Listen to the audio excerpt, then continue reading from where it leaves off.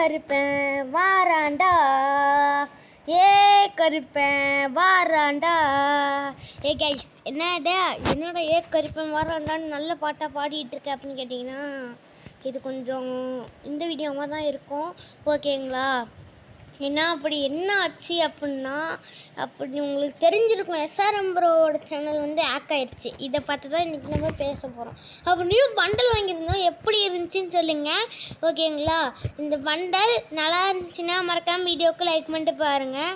Okay, இந்த bundle எப்படி pre எடுத்தியோ hostel எடுத்தியோ என்னடா பண்ண அப்படின்னு கேட்டிங்கன்னா, இந்த மேஜிக் கியூப் இருக்குல்ல, அதை வச்சு எக்ஸ்டெண்ட் பண்ணி எடுத்தேன்.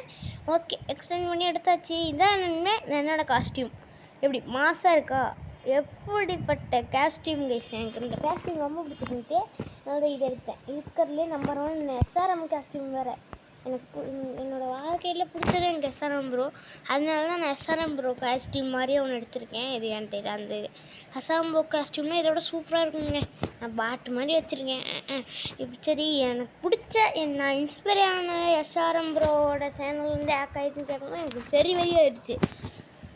எந்த தற்கொலை அப்படி பண்ணான்னு தெரில, ஆனால் அவன் நல்லாவே இருக்கக்கூடாது கைஸ். ஏன் எங்கள் அண்ணன் சேனலை அவன் எப்படி ஆக்ட் பண்ணான்னு நான் கேட்குறேன். யார் கேட்குன்னு இல்லை, நான் கேட்பேன்.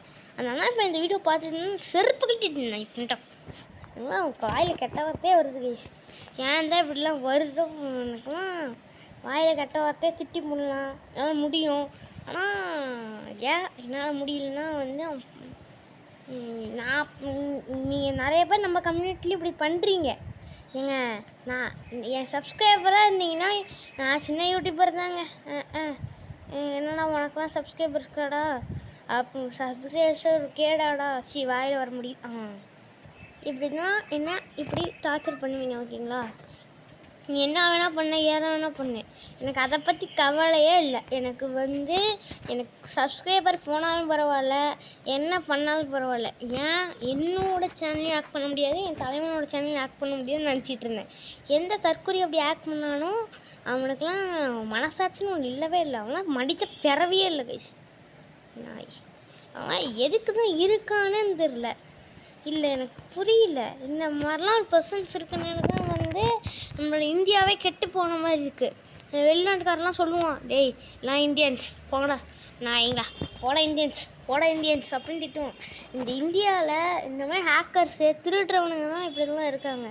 நீங்கள் தயவு செஞ்சு என் வீடியோ நான் ரெக்கமெண்ட் பண்ணுறது, என் வீடியோ பார்க்குற எல்லாருமே எனக்காக இந்த மாதிரி ஆக்ட் பண்ணுறதுலாம் போட்டிங்கன்னா நீங்கள் சத்தியமாக என்னோடய சப்ஸ்கிரைபர் இல்லைன்னு நான் கண்டிப்பாக சொல்லிடுவேன். ஏன்னா என்ன மாதிரின்னு கூட சொல்ல மாட்டேன். எல்லோரும் என்னை விட கொஞ்சம் மேல்படியாக இருப்பீங்கன்னு நான் நினைக்கிறேன். ஆனால் நீங்கள் நினைப்பீங்கன்னா எனக்கு அது சந்தேகம். ஓகே இதெல்லாம் ஓகே. இவ்வளோ தெனாவட்டாக பேசுறியாடா, நீங்கள்லாம் நல்லா விளையாடுவியாடான்னு கேட்டிங்கன்னா விளையாட மாட்டேன். நான் விளையாட மாட்டேன். சப்புன்னு அழுத்துன்னு என்ன ப்ரோ? ஓகே, இதோட இந்த வீடியோ முடிச்சிக்கலாம். போட முடியலங்க, கஷ்டமாக அழுத்துருவேன்.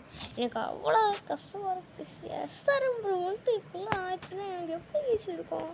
சரி, இதெல்லாம் நல்லா வேலைக்கூடாது. சரி, இதோட இந்த வீடியோ முடிச்சிடலாம்.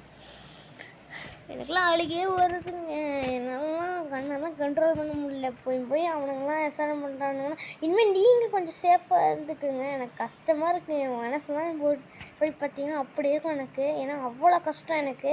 ஏன்னா எஸ்ஆர்எம் ப்ரோ வந்து ஆக்ட் பண்ணியிருக்கானுங்கன்னா அவனுங்க எவ்வளோ பெரிய கேடுகட்ட கில்லாடிங்களாக இருப்பான்னு நினைக்கிறேன். அதான் நான் யோசிக்கிறேன். அவனுங்களாம் இங்கே இருந்தானுங்க செருப்பு கட்டி அடிச்சிருப்பாங்க அவனுங்களாம். அப்படிப்பட்ட நாயங்களாம் நம்மளை பண்ணுதுங்க. ஓகே, இதோட இந்த முடிச்சுக்கிறேன். எஸ்ஆர்எம் ப்ரோ இந்த வீடியோ பார்த்தீங்கன்னா என்னை பார்க்க மாட்டீங்க எப்படியும். ஏன்னா நான் சின்ன யூடியூபரு, நீங்கள் பெரிய யூடியூபரு. ஆனால் நான் போய் பார்த்தேன், எஸ்ஆர்எம் பேனர்லாம் சென்ட் பண்ணியிருக்கானுங்க.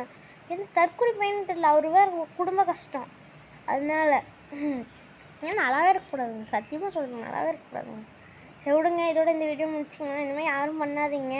நான் ரெக்வஸ்ட் கேட்டுக்கிட்டே இருப்பேன். ஓகே, பாய்.